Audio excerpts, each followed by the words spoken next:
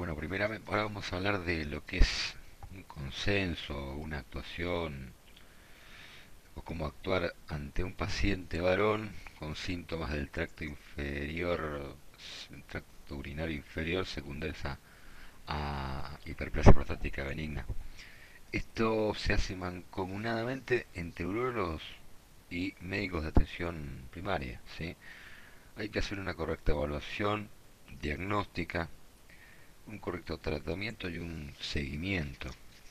Esto es lo que tiene que estar mancomunadamente, o sea, es un trabajo complementario en conjunto con el urólogo.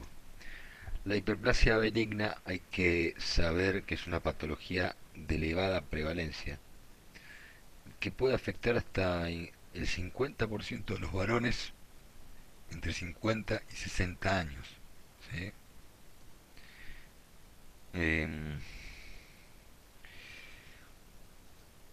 con respecto al primer punto, que era valoración del diagnóstico inicial, hay que saber que clínicamente la hiperplasia prostática benigna se realiza a través de síntomas del tracto urinario inferior, aunque si están presentes no siempre es causado por hiperplasia prostática benigna. Hay tres tipos de síntomas del tracto urinario inferior: los de vaciado, los síntomas postmiccionales y los de llenado.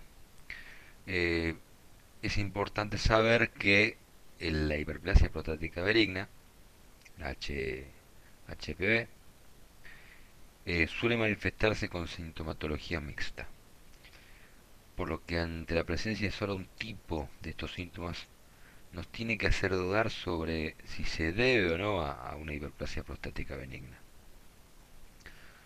Todas las guías coinciden en reconocer algunas pruebas o prácticas obligadas, que incluyen las obligadas una anamnesis detallada, un examen físico completo, que incluya tacto rectal y un análisis de orina.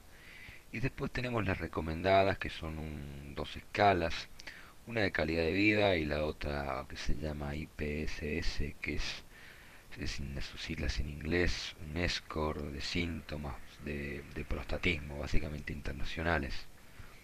Eh,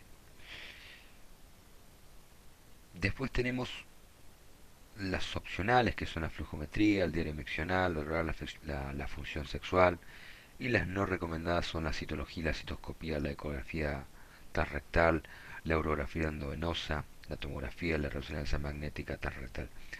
Esto no quiere decir que no se deba o no se pueda o no se quiera o no esté indicado hacer alguna de estas pruebas. Son prioridades o recomendaciones. Lo primero, por supuesto, es como obligatorio, pero nadie puede sacar en duda que acá, por ejemplo, dentro de las recomendadas, la PSA, el antígeno prostático de superficie, es de gran valoración, al igual que la ecografía abdominal, ¿sí? Eh, ya veremos por qué. Ya dijimos que dentro de las obligadas está la historia clínica, tanto la general como la urológica. El examen físico incluye el tacto rectal y el uroanálisis, ¿sí? Con respecto a qué información hay que recabar en la anamnesis, lo de siempre: antecedentes patológicos médicos y quirúrgicos, fármacos que pueden favorecer a la presencia de síntomas del tracto urinario inferior, enfermedades que causen síntomas del tracto urinario inferior, los hábitos higiénicos dietéticos que favorecen la presencia, como ser sedentarismo, obesidad, diabetes, tabaquismo, siempre se incluyen en estas causas. Eh, la presencia de difusión sexual, esto es muy importante, sobre todo cuando uno va a iniciar el tratamiento farmacológico. Luego, la presencia de alteraciones de la función vesical, acá pensar en una vejiga neurogénica e incontinencia urinaria. También muy importante para agregar en el tratamiento algún medicamentos como el del grupo de los antimuscarínicos, eh, que lo veremos más tarde. Eh, la exploración física, ¿qué vamos a hacer? ¿Qué vamos a buscar? Acuérdense que la exploración física va a incluir el tacto rectal. En la exploración física hay que hacer un examen abdominal, pélvico, genital y el tacto rectal, ¿sí? Vamos a buscar en la puño percusión de ambas fosas renales, si estas son positivas, son dolorosas, si hay presencia de globo vesical o masas pélvicas, alguna patología de tipo testicular, de tipo del epidídimo, epididimitis, hidrocele, varicocele, masas testiculares. Hay que evaluar el meato urinario, si esta tiene causas que pueden descubrirse como obstrucciones como estenosis, hipospasdia. Hipospasdia es cuando el meato es como un meato ectópico, ¿sí? Se encuentra, el meato puede encontrarse inferior, a la altura inferior del glande o incluso atrás o incluso en la unión del pene y el escroto. Y después el tacto rectal. ¿Qué vamos a buscar en el tacto rectal? Eh, Cualquier hallazgo sospechoso en el tacto rectal debe remitirse, derivarse al urólogo, ¿sí? La presencia de, para descartar por supuesto la presencia de un cáncer de próstata. Después también valorar alguna neuropatía eh, asociada, como vejiga neurogénica. Valorar también la integridad de las metámeras de la S2 a S4, esto se comprueba mediante el reflejo bulbo cavernoso. Después también el tamaño prostático, que con el tacto no lo vamos a identificar, pero se puede sospechar. Si logramos palpar una próstata muy agrandada, vamos a pensar, ya que la próstata mide más de 40 centímetros, pero esto lo vamos a ver a través de la ecografía. Eh, y esto aumenta las complicaciones, una próstata de más de 40 centímetros, aumenta las complicaciones de que tenga algún episodio de retención aguda de orina y requiera algún tratamiento quirúrgico. Después dijimos que otra de las pruebas obligatorias es el uranálisis, sobre todo para el diagnóstico diferencial. Para encontrar, sirve para detectar la presencia de glucosa, azúcar, de glucosuria, de nitritos, de leucocituria, de leucocitos de hematuria y proteinuria, ¿sí? También hay que saber que la hematuria a veces puede ser consecuencia, en el caso de una hiperplasia prostática benigna, de una congestión glandular. También no solo la hematuria se da por hiperplasia prostática benigna, ¿sí? También se puede dar por un carcinoma vesical de vejiga o incluso por cálculos. Al pedir el sedimento vamos a encontrarnos con una leucocituria puede ser indicativa de una infección. Pediremos un urocultivo en este caso.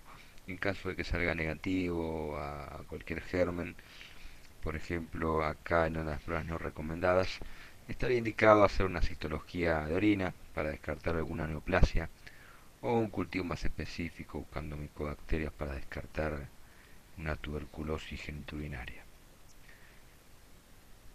También se aconseja determinar la creatinina. No lo habíamos nombrado en los análisis obligados. Fíjense que esto ya entraría dentro de las recomendadas y no dentro de las obligadas, aunque para mí tiene que ser dentro de las prácticas obligadas. La función renal, la creatinina, ya que la inicial nos va a dar un parámetro del proceso obstructivo que va generando la hiperplasia de la próstata, el crecimiento de la próstata, y va a generar una insuficiencia renal, o incluso ante la presencia de una ecografía de hidronefrosis, también nos va a hacer sospechar de un aumento de la creatinina. Y ahora vamos a otra de las pruebas que siempre causa controversia, el antígeno prostático específico.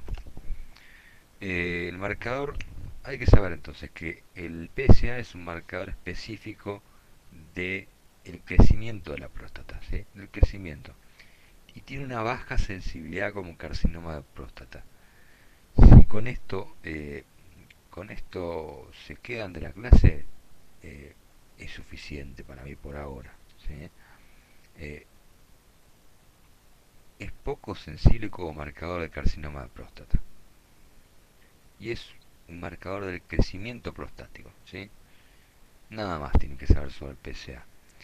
Es decir, el valor de la PSA es de gran utilidad para ayudar a predecir la evolución natural de la hiperplasia prostática benigna y para evaluar el riesgo de alguna cirugía relacionada con la hiperplasia prostática benigna.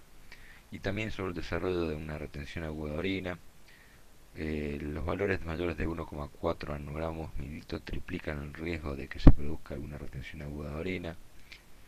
Y ante pacientes que se le hace una ecografía y presentan valores prostáticos mayores de 30 centímetros, hay que saber que el antígeno prostático, la PSA, puede variar de 1,4 en hombres de 50 a 59 años. Entre los 60 y 69 podemos encontrar valores de 1,5, 1,7 en hombres de 70 a 79 años. Eso puede variar. También tenemos que saber que cuando pedimos la PSA vamos a encontrarnos con dos cosas. Un nivel de corte de 4 nanogramos, ¿sí? 4 del antígeno prostático total. Después tenemos que pedir el específico, ¿sí? Eh, y acá vamos a encontrar con dos no diagnósticos, dos pautas, dos algoritmos de atención. Si está en menos de 4 nanogramos o en 4 nanogramos decilitro, no requiere ampliar un estudio diagnóstico, ¿sí? No requiere una resonancia, una tomografía o lo que sea. Pero en el caso de que esté por arriba de 4 nanogramos, hay que confirmar a las 4 o 6 semanas de nuevo este valor, ¿sí? Si nos encontramos que el valor ronda los 4 a 10 miligramos, hay que terminar la PSA libre y la total. En el caso de que sea de menos 0,2, hay un porcentaje bajo de que tengamos que biopsiarlo. Pero, de todas formas, hacer la biopsia en el caso de que esté en esos valores, de que esté en 0,2 la PSA libre. Y si está por encima de 0,2 hay que hacer la biopsia. ¿Cuál es el riesgo, por ejemplo, de no hacerla cuando la PSA está por un valor de 0,2? Nos vamos a comer, en el caso de que esté por debajo, nos vamos a comer, nos podemos comer un 20% de posibilidades de que tenga algún tipo de anomalía o de síntoma sugestivo de cáncer de próstata, ¿sí? Y en el caso de que esté por encima, nos podemos equivocar hasta en un 80% de las veces, ¿sí? De que sea algo cancerígeno. Pero siempre está el 20% rodando ahí, ¿sí? Entonces hay que hacerlo. Y si supera los 10 ya está indicado hacer una biopsia de próstata o derivarlo al urólogo en su caso, ¿sí? Y que se encargue el urólogo de hacer, bueno, por supuesto el urólogo va a hacer la biopsia, pero derivarlo al urólogo para que decida en qué momento hacerlo. Después hay que medir mediante ecografía lo que es el valor del residuo postmiccional. En los pacientes con mayor riesgo, es decir, sintomatología grave o moderada, la ecografía es el método de elección para medir el residuo postmiccional. Un nivel basal elevado, o sea, un nivel cuando inicial de un volumen postmiccional elevado se asocia a un mayor riesgo de síntomas, valores superiores a los 50 mililitros. Hay que pensar de que los deterioros de los síntomas va a presentar más síntomas del tracto urinario inferior, ¿sí? La ecografía, además de determinar este residuo postmiccional, también evalúa o determina con mayor exactitud que el tracto rectal, el volumen de la próstata, ¿sí? Al igual que la forma y también permite objetivar alguna anomalía que se genere sobre el tracto urinario inducidas por la hiperplasia, como como, como alteraciones a nivel renal, ¿sí?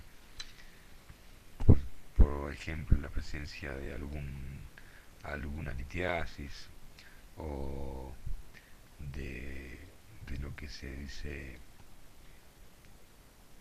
de la presencia de uronefrosis, ¿sí? Tratamiento, vamos a lo más importante. El tratamiento, le decía yo que la evaluación sexual es muy importante porque el tratamiento modifica o hace modificar algunas veces en la segunda consulta el tratamiento, porque hay que preguntar si el paciente con el tratamiento inicial presenta algún trastorno o incluso en la primera consulta algún trastorno de la disfunción sexual, ¿sí? Em, Aquí, como dijimos, hay que mejorar los síntomas y evitar mejorar la calidad de vida de los pacientes. También la progresión clínica de la enfermedad, disminuir las complicaciones y la necesidad de cirugía por esta enfermedad. Existen una serie de factores que son validados en la estadificación, ¿sí? El hombre que tiene más de 50 años, que ya comienza con síntomas de prostatismo, de síntomas del tracto urinario inferior, con con una sintomatología moderada a grave, con un volumen posmiccional de más de 30 centímetros cúbicos, ¿sí? Y un nivel de PSA de más de 1,5, ya está recomendada eh, en estos casos iniciar, o en estos casos está recomendado eh, iniciar un tratamiento. Los fármacos son varios los que podemos usar, ¿sí? Eh, los primeros que se utilizan son los alfa, alfa bloqueantes.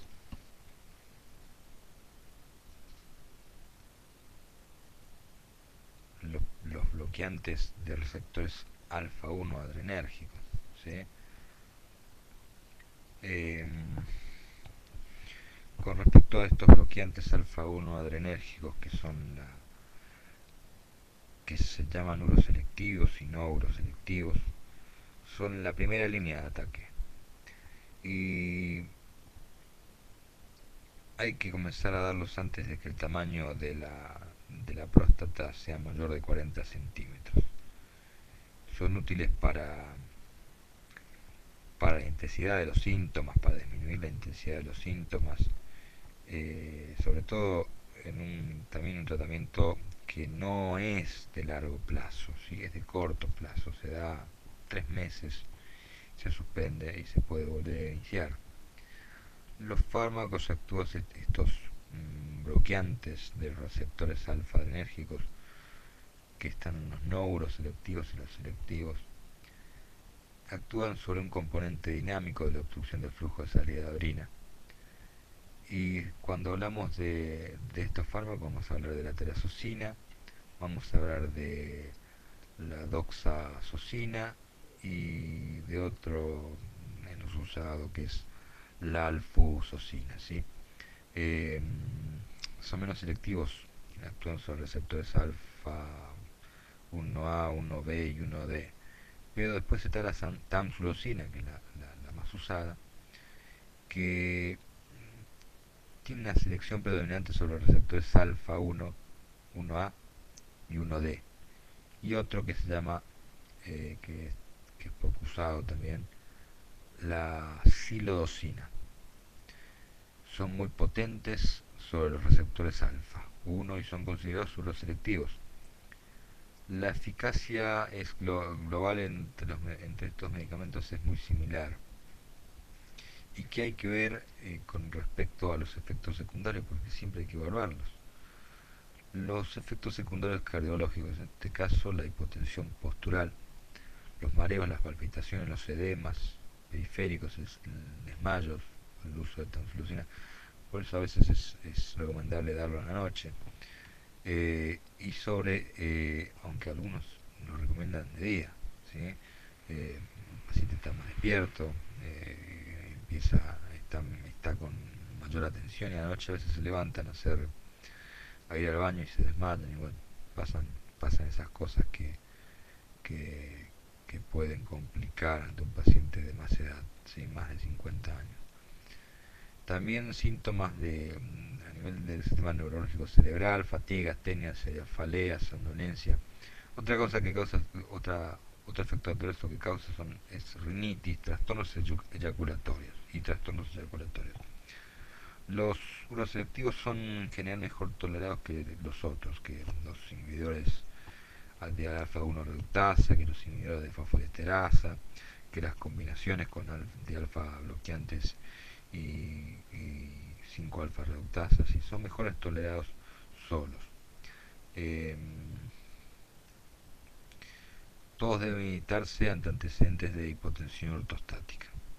Si el paciente tiene desmayos, está contraindicado.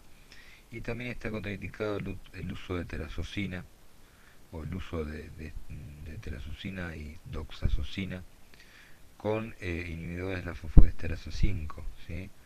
Que es el tadalafilo. Eh, los uroselectivos deberían administrarse en dosis nocturnas y titulando la dosis, ¿sí? A pesar de que algunos ya como les conté prefieren darlos de día para ver si presentan algún síntoma y estén más preparados ante la presencia de estos síntomas. Después tenemos los inhibidores de alfa 5 reductasa. Ahí vemos los precios y por supuesto tienen descuento de, por su obra social o por su cobertura médica, ¿sí? Los inhibidores de las 5 alfa reductasas de las 5 ARI, ¿sí? Son una opción terapéutica recomendada a largo plazo, especialmente en aquellos donde el volumen prostático, el tamaño de la próstata es más de 40 centímetros. Los bloqueantes de receptores alfa-1 adrenérgicos cuando es de de 40, menos de 30, y esto es cuando están por encima de los 40, por decirlo así, y hay un término medio, ¿sí? 30, 40 quedamos. Bueno, es a elección del médico. Actúa estos 5 ARI, los 5 alfa reductasa, los inhibidores de las 5 alfa reductasa, son el finasteride y el dutasteride, y actúan sobre el crecimiento de la glándula y de volumen prostático, mejorando los componentes obstructivos, estático de flujo de salida de la próstata, ¿sí? De la hipertrofia prostática. Eh, Como dije, es un tratamiento a largo plazo, más de un año. Más de un año puede haber una gran regresión de los síntomas, incluso puede reducir el 50%, una reducción del 50% de riesgo de complicaciones de que haya retenciones agudas de orina, que tenga que ir a la guardia de emergencia, colocarse una sonda vesical por una obstrucción, o incluso también reducen un 50% el riesgo de alguna intervención quirúrgica, según algunos estudios, por supuesto. Además también reducen el valor, las cifras de PSA, del antígeno prostático. A los 6 meses se reducen valores hasta la mitad, ¿sí? La incidencia de estos eventos, los eventos adversos, es baja y disminuyen con el uso. Esto es el finasteride y es el más usado. Y la dutasterida generalmente viene combinada con tamsulosina, ¿sí? Como dije, son bajos y disminuyen con el uso, eh, pero son importantes. La disfunción eréctil 5 al 8%. Imaginen una disfunción eréctil de casi llegando al 10%, es muy importante. Disminución del líbido, disminución del volumen eyaculatorio, trastornos eyaculatorios rondan 2%, ginecomastia puede presentar aumento de la glándula mamaria y producir ginecomastia hasta en un 3%. Tenemos que evaluar estos síntomas, ¿sí? Si si los presentan o no. Cuando lo estamos usando a largo plazo, a los 6 meses hay que evaluarlo. Después tenemos los inhibidores de la 5-fosfodiesterasa, que son el tadalafilo, que vienen 5 miligramos, hay que dar 5 miligramos por día, vienen comprimidos de 30. Es una opción para pacientes moderados o graves, que tienen síntomas moderados o graves, especialmente por supuesto en los que presentan disfunción eréctil. También se puede emplear como monoterapia en pacientes que no toleren los alfa-bloqueantes o no toleren la asociación de los alfa-bloqueantes y los inhibidores de la 5-alfa-reductasa, ¿sí? O que ha incluso empeorado su función eréctil. Eh, y acá cuando pensamos en dar la inhibidor de la 5-fosfodiesterasa tenemos que pensar sobre todo en las contraindicaciones pacientes isquémicos recientes, con algún infarto, con algún antecedente cardiovascular avanzado, pacientes con hipotensión, pacientes con presión arterial mal controlada, hay que darlo, ¿sí? Insuficiencia renal, trastornos hepáticos, neuropatía óptica isquémica, pacientes que utilizan nitratos, eh, y la contraindicación de darlos juntos con terazocina o doxazocina, así que no son que son los bloqueantes de receptores de alfa 1, bloqueantes de receptores alfa 1 adrenérgicos, no selectivos, no uroselectivos.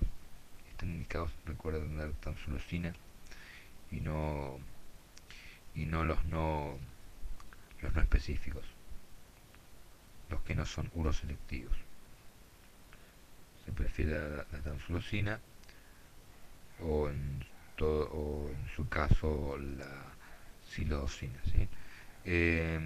Con respecto a otros efectos adversos que puede producir, esos son los más importantes: es verificar que no tenga antecedentes isquémicos, verificar de que no tenga la presión mal controlada, de que no esté tomando terazocina o doxazocina, de que también puede presentar dolor de espalda, cefalea, rubor facial, gastritis por el uso de estos medicamentos en forma prolongada. Y hablemos de una combinación de alfa bloqueantes y 5-ARA. Esta terapia combinada se da a largo plazo, 4 a 7 años incluso se dan, ¿sí? Sobre todo cuando hay factores de progresión clínica, es decir, un tamaño de la próstata aumentado de más de 30 o más de 40, ¿sí? Y una PSA superior a 1.5. Estas son indicaciones de dar una combinación de estos fármacos. En verdad las únicas que han demostrado eficacia en ensayos de largo plazo han sido la dutasteride con la tamsulosina, pero y la finasterida con la doxazocina, pero la tamsulosina y la dutasteride se dan con más frecuencia, ¿sí? Al no existir datos de seguridad y eficacia con otras asociaciones, se recomienda no emplear otras combinaciones, pero bueno, se puede se puede usar, sí. A veces se prueban otras combinaciones y se pueden dar. Y con respecto al uso de los antimuscarínicos, eh, es difícil hablar de los antimuscarínicos porque acá vamos a hablar de un tratamiento de segunda línea y ya son pacientes parkinsonianos, son pacientes que tienen incontinencia urinaria, vejiga neurogénica, y aquí se usa varios: el oxibutina, la tol, otro que se llama tolterodina, generalmente no, la oxibutina y la solifenacina son los dos más usados. El Urifex que va asociado a tamsulosina, es solifenacina, en dosis de 6 miligramos con 0,4 de tamsulosin en comprimidos recubiertos. Reducen lo que es la actividad de la vejiga y aumentan la capacidad funcional de la vejiga. Y usar monoterapia está muy limitado, sobre todo a pacientes con trastorno del llenado de la vejiga y vejiga hiperactiva. Usarlo en forma como como monotratamiento. Y el seguimiento se debe hacer en los pacientes que requieren cirugía. En los que no requieren cirugía no hay que hacer mucho seguimiento, pero en los que sí requieren hay que derivarlo al urólogo. Es decir, cuando estamos tratándolo por 3 meses y tenemos poca respuesta, o cuando encontramos una combinación, hacemos una combinación porque el paciente continúa con síntomas y no encontramos respuesta, ante aumentos de la PSA, ante aumentos de la creatinina, ante una vejiga neurogénica por alguna enfermedad neurológica concomitante, o ante residuos postmiccionales superiores a 50 centímetros cúbicos, divertículos vesicales, litiasis vesical, hematuria a repetición, infecciones de trato urinario a repetición. Todas estas son indicaciones de derivarlo al urólogo, ¿sí? Eso, eso es de lo que tenemos que saber, lo básico que tenemos que saber sobre eh, el tratamiento, el seguimiento, la, la, las complicaciones, la elección del fármaco de primera línea, eh, pero hay que ampliar estos conocimientos hablando de cáncer de próstata, que es lo que vamos a hacer a continuación.